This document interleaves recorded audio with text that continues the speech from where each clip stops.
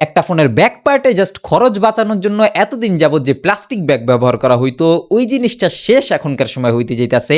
And আগামী বছর পুরো বছর যাবত আপনারা দেখবেন কম দামি ফোনের মধ্যেও এই প্লাস্টিক অ্যাকচুয়ালি রিপ্লেসড হয়ে গেছে। এতদিন যাবত অ্যাকচুয়ালি কি হইতো, ফোনের খরচ কমানোর জন্য কিংবা কস্ট এফিশিয়েন্ট রাখার জন্য কিংবা ফোনের ওজন কমিয়ে আনার জন্য তারা প্লাস্টিক ব্যাগ ইউজ করতো, যেইটা অ্যাকচুয়ালি চিপ ফিলিং দিত। মানে আপনি হাতে ধরলেই ফিল করতে পারবেন যে 30,000 টাকার একটা ফোনের মধ্যে প্লাস্টিক ব্যাগ দিলে কিরকম জিদ উঠে। মানে কোনোভাবে মানুষ অ্যাকচুয়ালি স্যাটিসফাইড হইতে পারতো না যেই ধরনের এই প্লাস্টিক ইউজ করা হইতো না কেন 30 থেকে 40,000 টাকার প্রাইস রেঞ্জের মধ্যে ভালো ম্যাটেরিয়ালস ইউজ করলো।